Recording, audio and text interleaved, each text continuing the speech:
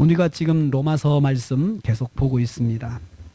여러분, 로마서 말씀이 참 어떻게 보면 딱딱하고 어렵습니다. 그런데 이 로마서가 사실은 믿음 생활의 가장 기본적인 믿음에 대한 원리를 우리한테 설명해 주는 말씀이기 때문에 반드시 이 로마서 말씀은 신앙생활 하면서 내가 읽고 묵상하고 그 속에서 많은 진리들을 또 얻어야 되는 이 말씀이 로마서의 말씀입니다. 우리가 지금 보고 있는 것은 3장에 있는 말씀입니다. 3장에서 시작을 이렇게 했습니다. 우리가 자신 있게 말해야 될 세 가지에 대해서 지금 우리가 묵상을 하고 있는데요.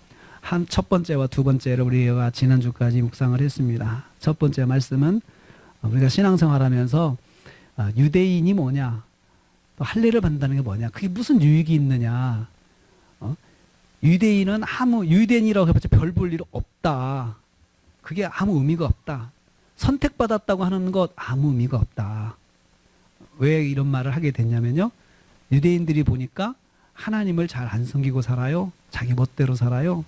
유대인이지만 다른 게 하나도 없는 것 같아요. 볼 때 쟤네들 유대인이라고 하지만은 우리하고 똑같이 욕심을 부리고 살고, 우리하고 똑같이 미워하고 살고, 또 죄를 범하고 살고, 그리고 시기하고 살고, 사기치고 살고, 살인하고 살고, 또 그런 세상의 나쁜 일들은 유대인들도 똑같이 하고 사는데 오히려 더 나쁜 일들을 행하며 사는 사람들이 유대인들이야. 이 말을 현대적으로 말하면 신앙생활하는 예수 믿는 사람이라고 하는데, 이 사람이 나보다 더 악한 일을 해. 그리고 사람들하고 거의 다르지가 않아. 믿는 사람인지 안 믿는 사람인지 알 수 없을 정도로 아주 악하게 살아. 그렇다면 사람들이 볼 때 그게 무슨 소용이 있냐, 구원받았다는 게 무슨 소용이 있냐 이거예요. 구원받았다는 게 무슨 의미가 있느냐. 구원받았으면 뭔가 달라야 되는데 보면 나하고 똑같이 산다 이거죠. 구원받았다는 사람이 나보다 더 나쁜 일을 하고 산다는 거죠. 어떤 때는 더 악한 일을 저지른 사람들이 교회 다니는 사람들이고 예수 믿는 사람들이라고 하는 사람들이 그런 말을 하고 다니고, 그러면서 자기는 목에다 십자가 걸고 다니고, 자기는 또 교회 간다고 이야기하고, 어떤 때는 나는 교회 가기 때문에 못 나온다고 그러고, 그런 말도 하면 사는데, 세상 사람들이 볼 때 그게 무슨 소용이 있냐, 네가 구원받았다는 것이 무슨 소용이 있냐, 이렇게 비아냥거리고 그렇게 하고, 또 사람들이 그렇게 말을 하고 다닌다 이거죠. 여기에 대한 대답이에요. 그래도 유대인과 유대인의 마음이 범사에 많다. 그래도 범사에 예수 믿는 것이 나아. 범사에 왜 낫냐 하면, 그래도 그 사람들에게는 하나님의 말씀이 있기 때문이야. 이게 무슨 말이냐 하면요, 이 사람들은 그래도 말씀을 들으면서 잘못됐다는 것을 깨달을 수 있는 그런 통로가 있다는 거예요. 아, 이건 잘못됐구나, 내가 이렇게 살면 안 되는데 왜 이렇게 살았지 하고 자기가 자기를 돌아볼 수 있는 그런 통로가 있기 때문에 그게 낫다는 거죠. 범사에 낫다. 모든 일을 행하는 데 있어서 그래도 예수 믿는 사람들은 그런 생각을 한다는 거죠. 내가 하나님 믿는 사람으로서 이게 과연 하면 될까 하고 마음의 갈등을 한다는 거죠. 그리고 또 누가 뭐라고 하지도 않았는데 자기 마음의 가책을 자꾸 느낀다는 거죠. 이렇게 하면 안 되는데 이거 될까 말까, 해야 될까 말까, 이런 생각을 하면서 살게 된다는 거죠. 하나님의 말씀이 있기 때문에. 그러나 많은 그리스도인들은 그래도 어떻게 사느냐, 완벽하지 못하지만 많은 그리스도인들은 말씀을 가지고 살려고 하고, 말씀대로 살려고 하고, 말씀을 따라서 선한 일을 하려고 하고 하는 게 많은 그리스도인들의 모습이다. 많은 사람들의 모습이 그렇게 된다 이거죠. 그렇다는 거죠. 그래서 범사에 낫다, 범사에 유익하다, 범사에 나음이라 이렇게 말씀하고 있습니다. 그래서 우리는 그래도 구원받은 사람이 범사에 낫다. 그 말은 자신 있게 할 수 있다 이거죠. 자신 있게 할 수 있다. 두 번째로, 죄악에 대해서 진노를 내리시는 하나님은 불의하지 않으시다. 이런 말을 할 수 있다는 거죠. 죄에 대해서 심판하시는 하나님 불의하지 않다. 심판하시는 하나님 불의하지 않다. 이 말씀은 죄악에 대해서 심판하신 하나님은 공의로우시다는 거죠. 하나님 무슨 자격으로 우리의 죄에 대해서 심판하십니까? 공의로우시기 때문이죠. 근데 만약에 하나님이 공의롭지 못하고 공정하지 못하다고 하면 하나님의 심판은 역시 공의롭지 못하죠. 하나님 믿는 사람이라고 해가지고 그 사람에게 죄를 졌는데 죄가 아니다고 그냥 봐주고, 하나님 믿지 않는 사람만 그냥 집중적으로 심판하고 그렇다고 그러면 하나님의 심판은 공정하지 않습니다. 하나님의 심판은 예수 믿는 사람이나 하나님 믿지 않는 사람이나 똑같이 그 말씀으로 심판하시는 분이 하나님의 심판이라는 거죠. 공정하다는 거죠. 그래서 안 믿는 사람들이 예수 믿는 사람들 죄졌다 그럴 때 가만히 있어도 됩니다. 하나님께서 더 하나님의 백성들은 더 험하게 심판하시거든요. 말씀을 아는 사람들이 말씀대로 살지 못하면 더 험하게 하나님이 심판하십니다. 그래서 이스라엘 백성들의 심판의 과정을 보면은 너무나도 고통스럽고 너무나도 눈뜨고 볼 수 없는 고통을 당하는 이스라엘 백성들을 볼 수가 있습니다. 죄악에 대해서 하나님은 공의로우십니다. 어느 누구도 죄를 범하는 자는 하나님의 심판에서 벗어날 수가 없습니다. 아무리 교회에서 직분을 갖고 있고 아무리 교회에서 열심히 봉사한다 하더라도 죄를 범하면 그 죄는 죄입니다. 봐주지 않습니다. 그 죄에 대해서 하나님 반드시 심판하십니다. 그래서 하나님의 심판은 공의로우시다. 공의로우시다. 이것은 우리가 자신 있게 말할 수 있습니다. 또 어떤 사람들은 그렇다고 그랬습니다. 내가 죄를 져가지고 공의로우신 하나님의 공의로우심이 자꾸 드러나는데 내가 기여를 했지 않았느냐? 나는 하나님이 정말 공의로우시고 하나님이 심판하시는 분이라는 걸 보여주는데 기여한 사람이야. 내가 죄를 졌기 때문에 내가 죄를 져서 심판을 받으니까 그러니까 하나님이 이런 분이라는 걸 보여주는데 나는 기여했잖아. 그래서 나는 하나님께 심판받는 게 억울해. 그래도 어떤 사람들은 죄를 자꾸 져주어서 하나님이 이런 분이라는 걸 보여줘야 되는데 내가 바로 그런 사람이 되었어. 나는 하나님이 그렇게 살라고 했어. 그렇게 말하면서 하나님이 나를 심판하는 것은 나는 받아들일 수 없다라고 말하는 사람도 있다고 그렇게 말을 했어요. 이런 사람에 대해서 이건 궤변이다. 궤변을 들어놓지 말라라고 사도 바울이 잘라서 말을 했습니다. 하나님은 그래도 하나님 믿는 사람이 하나님 말씀을 가지고 살기 때문에 더 낫다고 보십니다.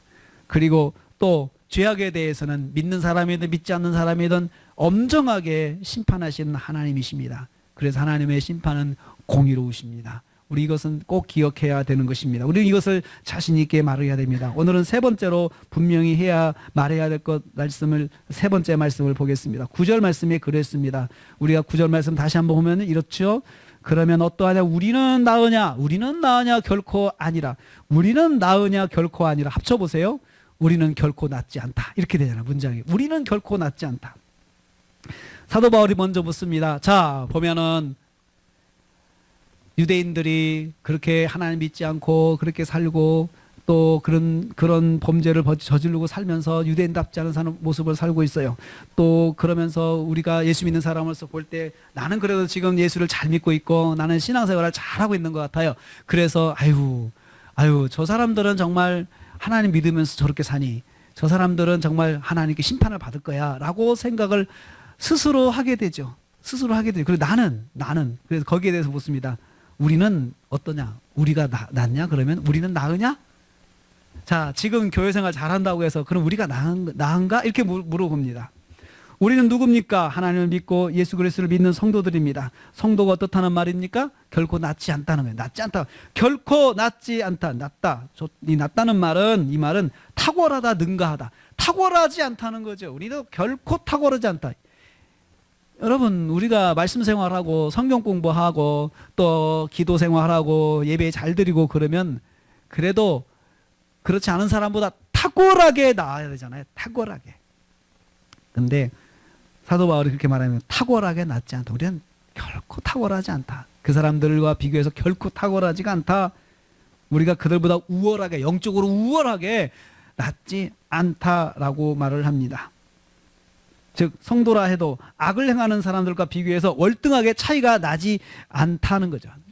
그렇다고 우리가 악을 행하는 사람들보다 월등하게 차이 나도록 선하지 않다는 거예요. 선하지 않다. 우린 이 사실을 인정해야 합니다. 이 사실을 인정해야 합니다. 죄를 범하는 사람들을 보면서 욕하고 그러죠. 유튜브 보면은 서로의 진영을 향해서 악담을 하면서 저주를 하죠. 그러면 그 서로에게 묻습니다. 그러면 너희는 낫냐 이거죠. 너는 낫느냐? 우리의 문제는 여기에 있습니다. 우리도 결코 낫지 않기 때문에 비난은 하지만 뭔가 드러내서 한번 같이 보자라고 하는 말을 못하는 거예요. 드러내서 같이 보자는 말을 못하잖아요.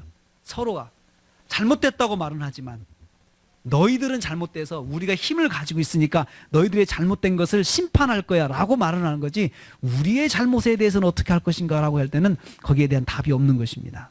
성도라 해서 죄 문제에 대해서 죄 가운데 있는 사람들과 비교해서 우월하게 선한 삶을 살고 있는 것은 아닙니다. 여기에 기준은 하나님이시죠. 하나님 보실 때 그렇다는 거죠. 여러분 그렇지 않습니까? 나는 교회 다니지만, 나는 그래도 기도 생활하지만, 나는 그러면 그 사람보다 낫느냐? 결국 그렇지 않다는 거죠. 약간의 차이가 있을 뿐이죠. 점수로 말하면 약간의 점수 차이가 있을 뿐이죠. 똑같이 모자라는 건 똑같습니다. 100점이 아닌 건 똑같은데 나는 조금 더 점수가 높고 그 사람은 점수가 아주 낮다는 거, 그 차이죠.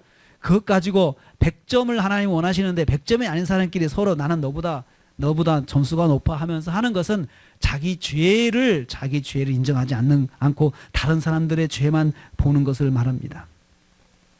하나님 보시기에, 하나님 기준에서는 죄악의 측면에서 특별한 차이가 없다는 것이죠. 죄는 죄라고 하나님 보시기 때문에 그렇습니다. 하나님 앞에서는 10가지 중에서 9가지를 순종하고 1가지를 죄를 범하는 것이나 10가지 중에서 9가지를 죄짓고 하나를 범죄하지 않는 것이나 다 똑같다는 거죠. 똑같이 죄의 삭은 사망이라, 똑같은 결과에 하나의 죄악으로도 사망이 오고 10개의 죄악으로도 사망이 오기 때문에 똑같습니다. 하나님 앞에서는. 그래서 성경은 이미 우리는 선언했다라고 했습니다. 우리는 이미 선언했다. 복음을 전하는 전도자, 우리가 이미 선언했다. 복음 안에서는 우리가 선언해야 될 것이 있습니다. 그것은 우리는 다 죄 아래 있다는 것입니다. 다 죄 아래 있다는 거죠. 복음, 로마서 말씀이 복음에 대한 핵심인데, 로마서는 우리는 다 죄인이다, 이것을 전제로 합니다. 이것을 우리한테 철저하게 깨닫게 합니다. 우리는 다 죄인이다. 선한 사람은 없다. 하나님 앞에서. 교회 다니는 사람도 죄인이고 교회 안 다니는 사람도 죄인이고, 그렇게 정확하게 선언하고 시작합니다. 유대인이나 헬라인이나 다 의롭지 않다. 유대인은 누굽니까? 하나님의 택한 백성이라고 해서 자부심을 가지고 사는 우리보다 먼저 하나님을 알고 하나님을 섬기는 백성들입니다. 헬라인은 누굽니까? 유대인보다 늦게 복음을 듣고 하나님을 믿는 사람들이죠. 그래서 우리나 그 사람들이 다 똑같다는 것이죠.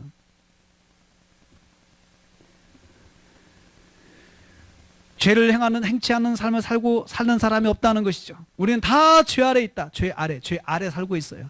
죄의 영향력 안에 살고 있고, 그리고 죄를 행하고 살고 있고, 그렇다는 것이죠. 다시 말하면 죄로부터 자유롭지 못한 채 살아가고 있다는 것입니다. 죄의 종로로 타고 살고 있다는 것이죠. 비록 하나님을 먼저 믿고 하나님의 말씀을 가지고 사는 유대인도 자기 죄가 시키는 대로 살아가는 삶을 살고 있고, 나중에 믿는 헬라인들도 죄가 시키는 대로 사는 것은 여전히 비슷하다는 것이죠. 그러므로 유대인이든지 헬라인이든지 누구든지 우쭐댈 수 없습니다. 다 비슷한 삶을 사니까 그렇죠. 영적인 우월감을 가지는 사람들, 그것은 하나님 앞에서 자기가 죄인이라는 것을 모르고 인정하지 못하는 사람들입니다. 양쪽은 서로 어느 쪽을 더한 자라고 비난해서 안 됩니다. 반대쪽도 서로 더 우쭐해서는 안 됩니다. 하나님 보시는 양쪽 다 같은 처지이기 때문에 그렇습니다. 바울은 이 말씀을 통해서 양쪽이 서로를 정죄하는 것을 멈추도록 하고 있습니다. 그러기 위해서 유대인이든 헬라인이든 자신이 죄 아래 있다는 사실을 깨닫고 인정해야 합니다. 우리가 누가 범죄하는 것을 봤어요. 죄를 짓는 거 봤어요. 그러면 그 사람에 대해서 정죄하죠. 그렇죠. 그런데 성경은 말합니다. 너는 나으냐? 너는 나으냐? 동시에 질문을 해야 됩니다. 나는 어떤가? 그럼 나는 어떤가? 라는 그 질문을 하고 어떻게 해야 됩니까? 나를 돌아봐야 됩니다. 내가 나를 고쳐야 됩니다. 저 사람이 저렇게 할 때 저것이 정말 잘못됐다고 하는데 나도 그런 짓을 한다 그러면 나도 그렇게 하지 않느냐? 나를 돌아오면서 내가 나를 더 정죄하고 나를 더 돌아보고 나를 더 고치는데 더 힘을 써야지, 나에 있는 것은 그대로 딱 멈춰놓고 그 사람을 욕하고 그 사람을 비난하고 그 사람을 정죄하고 그 사람을 공격하는데 온 힘을 다하는 것은, 이것은 옳지 않다. 사도 바울이 말하고 있습니다. 성경이 이에 대해서 말씀하고 있습니다. 성경이 우리의 인생이 어떤 존재인지 정확하게 오늘 14가지를 이야기하고 있습니다. 우리 인생에 대해서, 그리고 나에 대해서. 내가 어떤 존재냐? 의인은 없나니 하나도 없고, 성경은 그렇게 말씀하고 의인은 없다고 그랬습니다. 하나님 보시기에 합당한 삶을 사는 온전한 사람은 한 사람도 없다. 인생 중에는 한 사람도 없다는 것입니다. 그래서 모든 인간은 죄인입니다. 하나님 앞에서 의인은 없다. 의인은 없다. 내가 의로워 보일 때 항상 우리 기억하면 나는 의인이 아니다. 나는 의인이 아니다. 다른 사람의 다른 사람의 실족함을 보면서 나를 바라봐야 됩니다. 그래서 나를 바라보고 나의 연약함을 더 하나님 앞에 엎드려야 됩니다. 그것을 통해서 내가 정말 저런 자리에 섰다 그러면 나도 똑같은 사람이 될 텐데, 그럼 나는 실행을 안 했을 뿐이지 그럼 나에게는 그런 마음이 없는가라고 돌아보면서 회개해야 된다는 것이죠.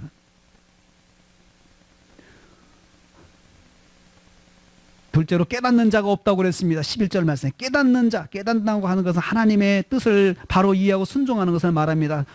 깨닫는다는 말, 능동적인 말, 스스로 알아서 하나님 뜻이 이것이다라는 것을 아는 사람이 없다는 거예요. 인간 중에는 하나님의 뜻을 온전하게 이해하고 그 뜻대로 순종하는 사람은 없습니다. 그래서 인생은 죄인입니다. 정말 우리가 알아서 순종한다면 얼마나 좋을까요? 우리가 그런데 하나님의 뜻을 알아서 순종할 줄 모릅니다. 셋째로 하나님을 찾는 자가 없다고 했습니다. 스스로 찾는 거죠.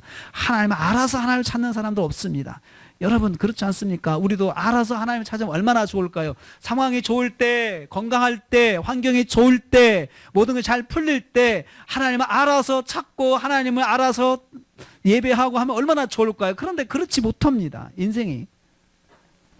하나님을 찾는 자가 없다. 스스로 찾는 자가 없다. 무슨 일이 있어야 하나님을 찾고, 어떤 막힘이 있어야 하나님을 찾고, 어떤 문제가 있어야 하나님 찾지, 스스로 하나님을 찾는 사람 없다. 모든 일에 있어서 하나님이 무엇을 원하실까 하고 하나님의 뜻을 쫓아가는 사람은 없다는 것이죠. 없다라고 했습니다. 인생은 스스로 하나님을 찾지 못합니다. 무엇인가 자극이 있을 때 하나님을 찾습니다. 그래서 인생이 죄인이라는 거죠. 뭔가 자극이 있을 때. 넷째로 모두가 치우쳤다. 12절 말씀에 이야기하고 있습니다. 치우쳤다는 말은 빗나갔다는 말입니다. 벗어났다는 말입니다.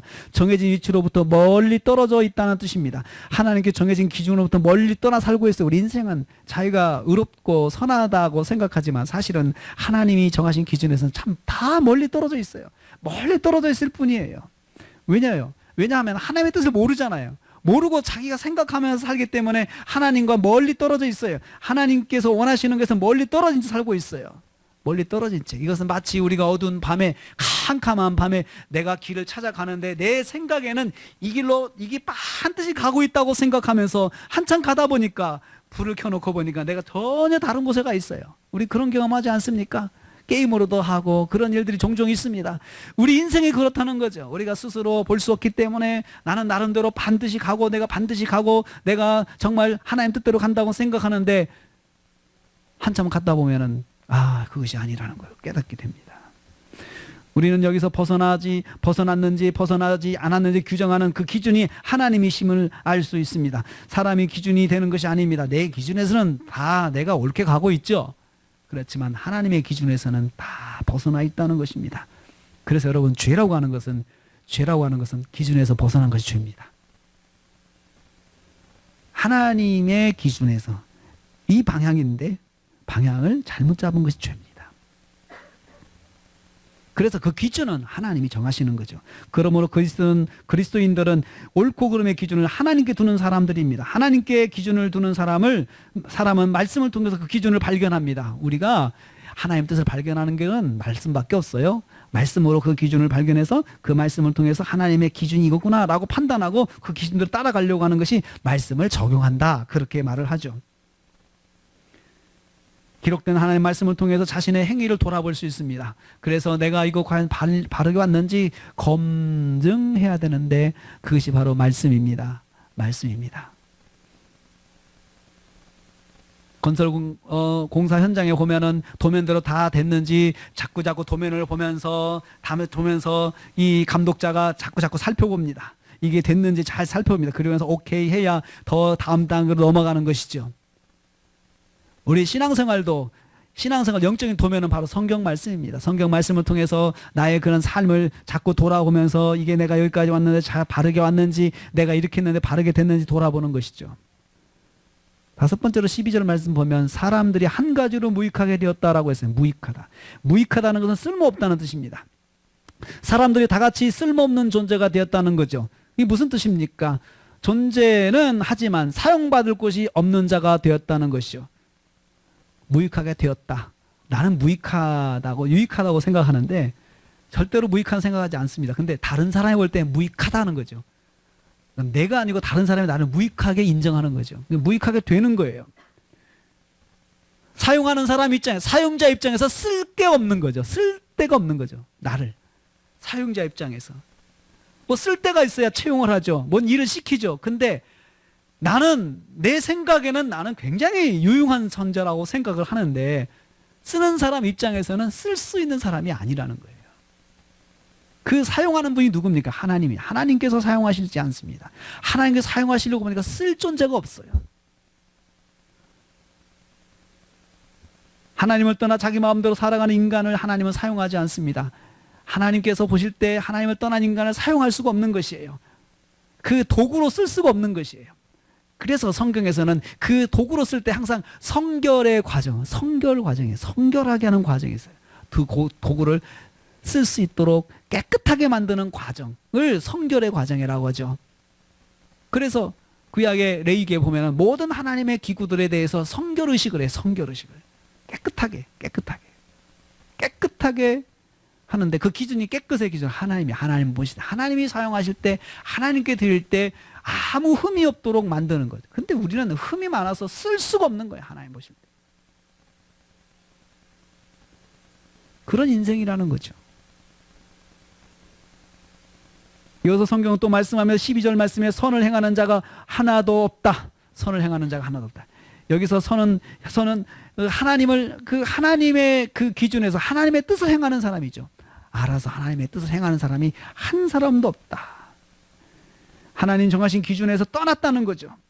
하나님을 떠난 인간의 모습, 하나님을 등지고 사는, 사람들이 하나님을 등지고 산다는 거죠.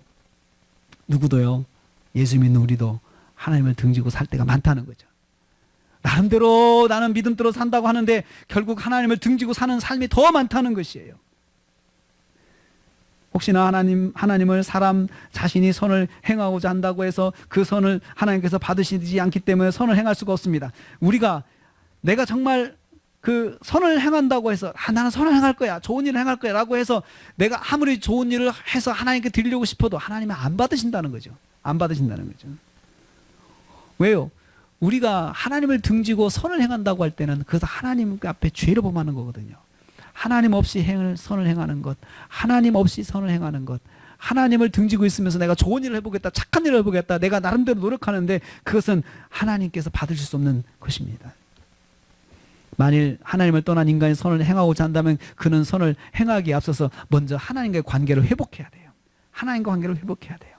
하나님께 뭐 좋은 걸 드리고 싶다, 하나님께 내가 봉사하고 싶다, 그러면 그가 하나님을 등진 삶을 살면서 그렇게는 절대 할 수 없거든요. 하나님의 등진 것을 회복해야 돼. 하나님을 바라보는 그 회복이 있어야 돼. 그리고 나서 하나님 앞에 선을 행한다고 해야지 그 선을 하나님 받으시지. 우리 인생은 내 마음대로 살면서 하나님과 등지고 살면서 내가 하나님께 뭔가를 하고 싶다라고 하는 사람들이 많습니다. 하나님 받지 않으십니다. 관계 회복 없이는 하나님께 선을 인정받을 수 없습니다. 여러분 그렇지 않습니까? 여러분들도 친한 사람과 또 부부간에도 관계 회복 없이 틀어져 가지고 그리고 감정이 안 좋은데 무슨 기념일이라고 선물을 준다 한들 그 선물이 기쁨이 되겠습니까? 그 관계가 회복되고 나서 선물을 줘야지, 관계 회복 없이 선물을 주는 것은 오히려 더 분을 돋굴 수가 있습니다. 나를 어떻게 보는 거냐, 내가 이걸로 넘어갈 수 있었다, 이걸로 그냥 넘어갈 줄 아는가 보다 라고 생각하고 더 분노가 일어날 수 있죠.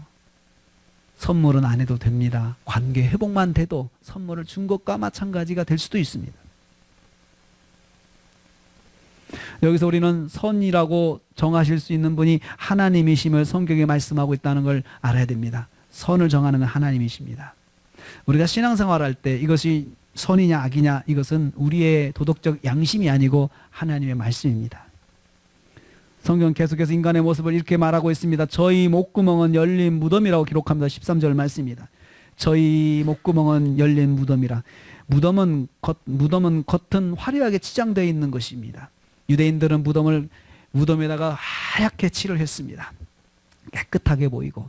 그런데 그 무덤의 그 속에는 돌무덤인데 그 속에서는 아주 썩는 악취가 났습니다. 썩어 냄새가 가득한 곳이 무덤입니다. 열린 무덤이라고 하는 말은 무덤 안에 냄새가 나는 상황이 밖으로 그대로 드러나는 것을 말하고 있습니다. 무덤을 돌로 덮어놨습니다. 그런데 돌이 열렸다 그러면 거기에서 썩은 냄새가 나온다는 것이죠. 열린 무덤이라고 하는 것은 바로 비유적인 표현인데, 사람이 죄 아래 있는 그 모습이 겉은 화려해 보이지만 속은 실제로 살아가면서 그 삶의 내용은 악취가 나서 아무도 가까이 할 수 없는 본질을 가지고 있는 존재라는 뜻입니다. 여러분, 악취가 나면 가까이 할 수 없잖아요. 그 냄새 때문에 도저히 가까이 갈 수가 없습니다.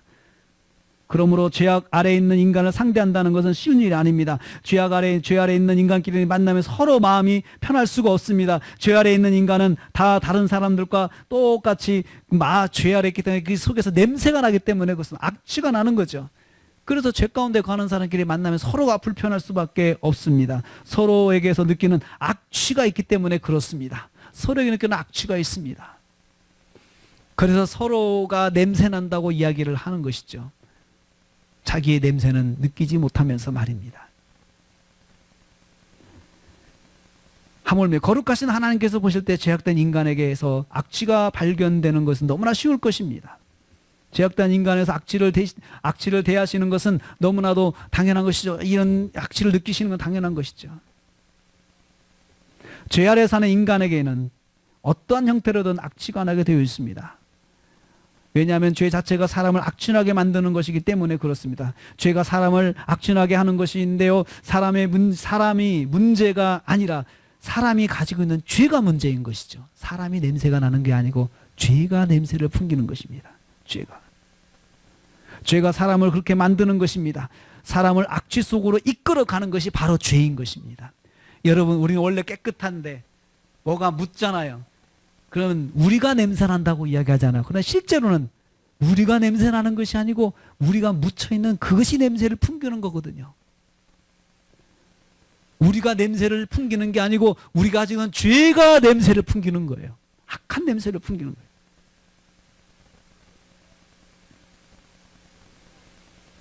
우리는 그 사실을 꼭 기억해야 합니다. 우리가 어떤 존재인지 성경에 로마서가 말씀하고 있는 거죠. 또 우리는 어떤 존재입니까? 13절입니다. 그들은 속임수를 베푼다고 했습니다. 죄 아래 있는 인간은 속임수를 행하는 삶을 산다고 했습니다. 속임수를 베푼다는 교활하게 속인다는, 아주 간교한 계획으로 상대의 눈을 속이는 행동을 한다는 거죠. 죄 아래 있는 인간은 치밀한 계획으로 상대를 속이는 일을 행하며 사는 사람들입니다.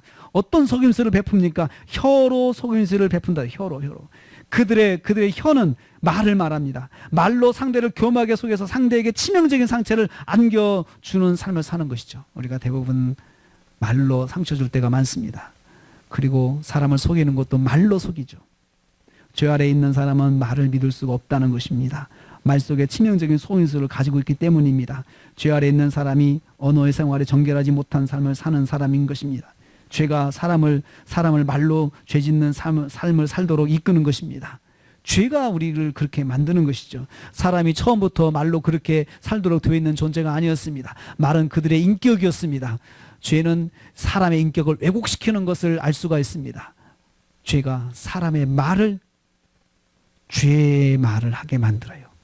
그래서 우리의 인격을 왜곡시키는 것이죠. 죄는 한 사람의 인격을 서서히 무너지게 합니다. 그래서 그 사람의 인격이 사람들과 동떨어지게 합니다. 상대에게 치명적인 상처를 안겨줍니다. 그래서 상대와 분리된 삶을 살게 되는 것이죠. 죄를 지면은 사람과 같이 살 수가 없습니다.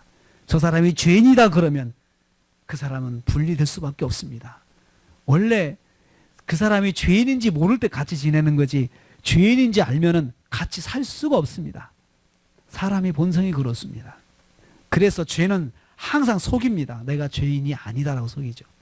속여야 그 사람이 나와 함께 할 수 있죠. 그래서 다 선하다고 생각하고 만나는 것이죠. 입술에 있다고 기록합니다. 독사의 독이란 사람에게 치명적인 영향을 주는 나쁜 요소를 말합니다. 독은 사람을 죽게 하는 것입니다. 그 독이 어디에 있습니까? 그들의 입술에 있다고 그랬습니다. 입술은 말을 하는 입을 말합니다.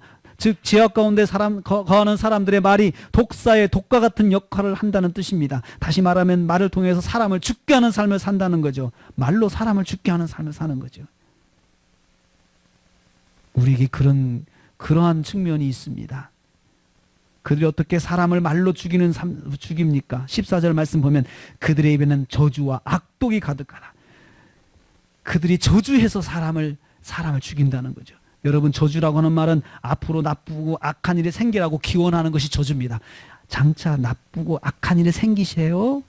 저주죠. 이게 저주죠.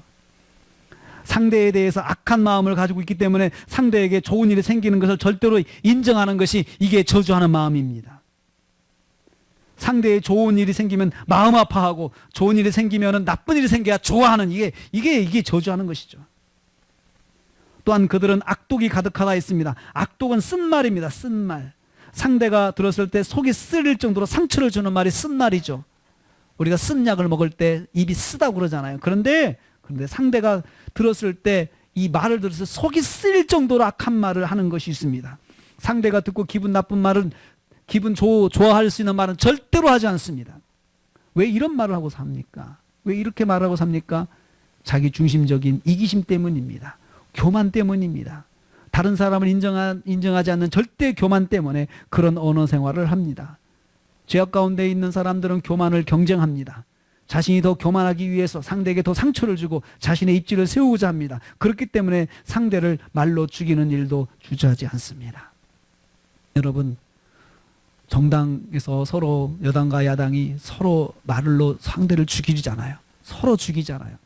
서로에게 쓴 말을 하면서 속이 쓰린 말, 누가 어느 쪽이 더 속이 쓰린 말을 더 잘하는지 그걸 경쟁하고 있습니다. 경쟁하고 있어요. 그게 인생의 모습입니다.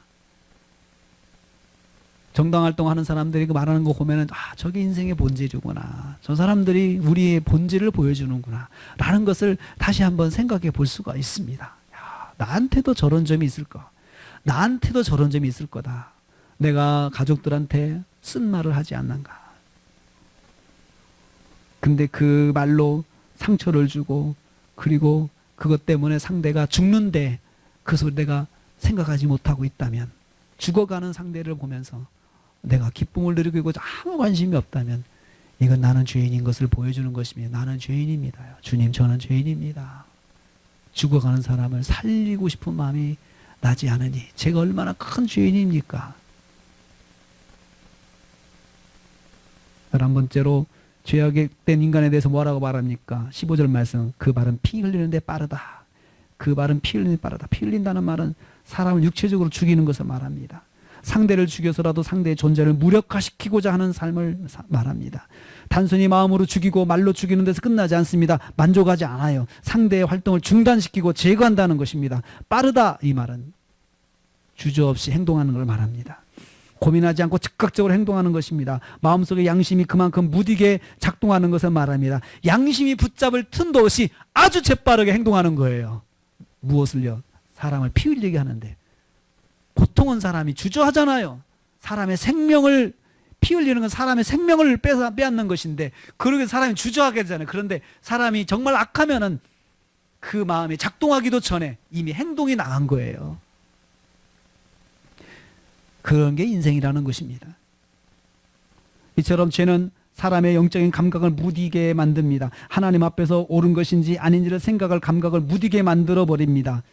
주저하지 않고 죄를 행하도록 합니다. 사람을 죽이는 일인데도 감각 없이 행동하게 만듭니다. 상대 인생을 죽이는 행동인데도 아무 자각이 없도록 행동하게 합니다. 이것이 바로 죄의 본질입니다. 이게 죄의 본질이에요. 여러분, 우리가 그렇게 나쁘다는 걸 말하는 것이 아니고 죄 가운데 있는 우리에게 그러한 성품이 있다는 거예요.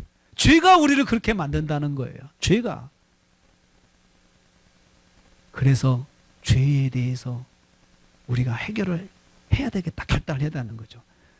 내가 좋은 사람이 돼야 되겠다는 것이 아니고 내가 이 죄에 대해서는 확실하게 해결을 해야 되겠다. 이러지 않고는 나도 어느 순간 나도 어떤 사람이 될지 아무도 장담할 수가 없는 것이죠. 죄는 엄청난 행동을 가볍게 생각하게 만듭니다. 사람을 생명을 죽이는 엄청난 것인데도 이걸 가볍게 생각하게 만드는 게 죄입니다. 하나님께 범죄한다는 생각을 하지 못하도록 합니다. 먼저 하나님에 대한 감각을 무디게 하는 것입니다. 하나님을 향한 마음과 생각을 흐리게 합니다. 내가 예수 믿는 사람인데도 불구하고 하나님에 대한 마음을 무디게 만들어요. 이게 죄입니다. 죄가 그렇게 만들어요. 아니야, 너 할 수 있어. 아니야, 그 정도는 할 수 있어. 너는 해도 괜찮아. 너는 그럴 만한 자격이 있어. 너도 한번 보여줘. 라고 하나님을 무서워하는 마음을 자꾸 무디게 만드는 거예요. 그 후에 자기 감정과 자기 생각을 우선으로 행동하도록 습관화시킵니다. 자기 생각과 판단에 아주 민감하도록 훈련시키는 거죠. 내 생각대로 하는 게 더 중요한 것이야 라고 하는 거죠. 신앙생활은 이 싸움입니다. 내 생각대로 하는 것과 하나님의 뜻대로 하는 것과의 싸움이 신앙생활의 시작이에요. 전에는 내 생각대로 했죠. 내 감정대로 했죠. 그런데 예수 믿으면서부터는 한 가지 끼어드는 생각이 있어요. 하나님은 어떠신데? 하나님은 뭐라고 말씀하시는데? 그것을 자꾸 의식하며 사는 것이 믿음입니다. 그래서 믿음이 좋은 사람들은 그 의식을 먼저 하는 사람이 믿음이 좋은 사람이고, 믿음이 안 좋은 사람은 그 의식을 순서에 바꿔서 그냥 다음에 생각하는 거예요. 나중에 생각하는 사람이 믿음이 연약한 사람입니다. 그리고 16절의 말씀 뭐라고 하고 있습니까? 죄악된 인간은 파멸과 고생의 길이 열려있다. 파멸이라는 말은 깨지고 박살나는 것입니다. 뼈가 부러지는 것입니다. 애써 이렇게 해놓은 것이 산산조각 나고 물거품 되는 것을 말합니다. 이루어놓은 것을 누리지 못하고 고통스러운 결과만을 취하는 것을 말합니다. 그것이 우리 인생에서 결국은 우리에겐 파멸이 있다는 거예요. 파멸. 그렇게 살아서 여러분, 우리가 죄의 종이 돼 살아서 뭔가 행복하고 뭔가 복된 길이 있다고 그러면 죄도 좋을 수가 있지만 결국은 그것이 이끄는 것은 우리를 파멸로 이끈다는 것이죠. 그리고 고생으로 이끕니다. 재난과 비참함을 말합니다. 다시 말해서 해로운 사건을 겪게 된다는 것이죠. 죄악된 삶을 사는 사람에게 있어서 궁극적인 파멸과 재난은 무엇을 말합니까? 그것은 심판을 받아 지옥을 가는 것을 말합니다. 궁극적인 파멸과 재난은. 그러므로 이 땅에 일시고 살면서 경험하는 것으로 파멸과 고생을 가름할 수 없습니다. 여러분, 예수 안 믿는 사람들도, 나쁜 일 하는 사람들도 이 땅에서 파멸과 고생을 경험하지 않고 살아가는 경우가 있기 때문에 그렇습니다. 하나님의 심판의 방식 중에 내버려두는 유기의 심판이 있습니다. 그냥 놔둬버리는 거죠. 이 사람의 죄 가운데 계속 범하도록 놔둬버린 유기가 있다고 우리가 말씀을 들었습니다. 그 유기의 심판을 받으면 이 사람은 죄를 범해도 잘 돼요. 그래서 그 죄에 아주 심취해서 죄를 인생의 한 원칙으로 가고 삶의 철학으로 갖고 살아요. 그래서 하나님의 심판대 앞에 섰을 때 항상 자기 죄에 대해서 하나님께서 고백하게 만드시는데, 너의 죄가 이렇다, 맞냐라고 했을 때 자기가 평생 그렇게 살았기 때문에 아니라고 말을 못하게 만드시는 거죠. 죄를 죄로 인정하게 만드는 거죠. 항상 죄에 대해서 나는 억울합니다 말한 사람은 딱 한 번 죄 지은 사람이 그런 표현을 합니다. 딱 한 번 죄 지었을 때, 어쩌다 죄 지은 사람들은 자기가 죄 지은 것도 기억을 못해요. 저는 그런 일이 없는데요. 그래서 증거가 필요한 것이에요. 그런데 유기의 심판을 받은 사람, 죄를 범해도 그냥 잘 되게 하고 그래서 죄 가운데 빠지게 살게 하는 그런 심판을 받은 사람들은 죄의 심판대 앞에 섰을 때, 너는 죄를 졌지, 유구무원입니다. 네, 할 말이 없습니다. 제가 그렇게 살았기 때문에 그렇습니다. 이렇게 말하죠. 그러므로 이 말씀은 영생의 관점에서 봐야 됩니다. 영생의 관점에서 파멸과 고생이 죄악된 삶에 온다는 것입니다. 영적인 관점에서, 영생의 관점에서 죄를 범하는 사람들은 결국은 파멸과 고생이 온다는 거죠. 그리고 마지막으로 죄악된 삶을 사는 사람은 평강의 길을 알지 못한다고 했습니다. 이 사람은 17절 말씀입니다. 평화로운 삶을 말합니다. 평강은 평화로운 삶인데 그 사람이 근심 없이 평화가 아주 온전히 주장하는 것을 말합니다. 그런데 이 사람은 마음에 걱정과 근심이 가득 차다는 거죠. 겉으로는 다 좋습니다. 좋은 것 가지고 살고 좋은 집에 살고 또 좋은 것을 누리며 사는데 이 사람 마음속에는 평강이 없다는 것입니다. 마음이 불안하지 않고 안정된 상태, 이것이 평화인데 그들의 죄악 가운데 있는 사람들은 마음에 안정이 없습니다. 죄가 그들의 마음을 주장하기 때문에 그렇습니다. 죄의 본질은 교만입니다. 그리고 불만입니다. 그렇기 때문에 안정을 취할 수가 없습니다. 죄악된 삶을 사는 사람은 결국 심판을 받아 지옥의 형벌을 받기 때문에 영원한 평화를 누리지 못합니다. 고통스러운 몸과 마음을 가지고 살게 됩니다. 그렇기 때문에 그에게는 영원한 평강이 없습니다. 영원한 불안의 길이 있을 수밖에 없습니다. 그는 심판자이신 하나님으로부터 영원한 심판을 받고 살기 때문에 그는 영원한 심판에 거할 때 영원한 평안이 없습니다. 그리고 여러분 18절 말씀 보시면 하나님을 두려움이 없다. 이 사람들은 하나님을 두려움이 없다. 여러분, 죄악된 인간의 모습, 하나님에 대한 두려움이 없습니다. 두려움은 경외심을 말합니다. 경외심은 하나님을 의식하며 행동하는 것을 말합니다. 하나님 안 믿는 사람들이 하나님 의식하는 거 봤습니까? 의식하지 않습니다. 절대로 의식하지 않습니다. 이것이 인생의 모습입니다. 우리도 하나님을 믿지만 우리 믿음 생활 가운데 하나님에 대한 의식이 없다고 그러면 나도 하나님을 경외하지 않는 사람이죠. 하나님 믿는 사람이 제일 먼저 하나님을 의식하고 살아야 되거든요. 하나님 두려워서, 하나님 말씀이 이러니까 이게 하나님 믿는 사람이라는 거죠. 그런데 사도 바울은 말할 때 믿는 사람이든 안 믿는 사람이든 이런 경외심이 없는 것이 요즘 현실이다라고 말을 합니다. 그렇다면 우리는 의인이 아니라는 거죠. 한 사람도 의롭지 않다는 거예요. 지금 13가지의 말씀을 14가지의 말씀을 드렸는데 여기에 해당하지 않는 것이 뭐가 있습니까? 여러분도 여기에 해당하는 것들이 있을 것입니다. 우리 모두가 여기에 해당되는 사항들이 있습니다. 그래서 성경은 말합니다. 선언합니다. 모든 인간은 죄를 범하였다. 모든 인간이 죄인이다라고 선포하고 있습니다. 이런 말씀을 통해서 볼 때 모든 인간은 하나님 앞에서 어쩔 수 없는 죄인일 수밖에 없습니다. 여러분 로마서가 지금 하고 있는 말은 그것입니다. 우리는 다 죄인이다죠. 유대인과 헬라인 나은 자가 없다. 안 믿는 사람과 믿는 사람 나은 자가 없다. 하나님 앞에서 나은 자가 없다. 하나님 앞에서 떳떳할 인간은 한 사람도 없다.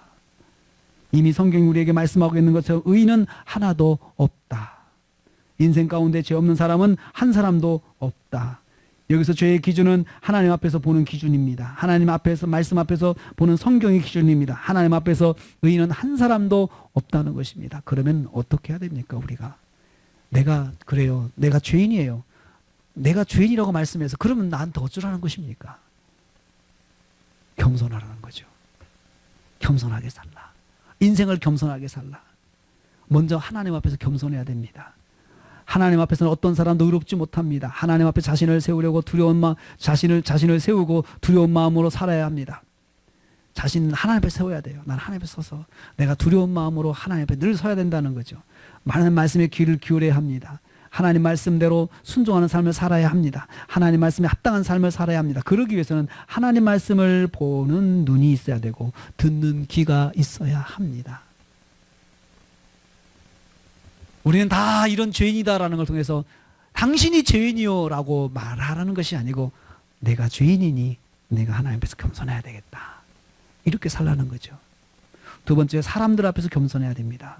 아무리 의롭다 해도 하나님 앞에서는 다 같은 죄인이기 때문에 그렇습니다. 나도 죄인이고 당신도 죄인이니 사람 앞에서 겸손해라. 겸손해라.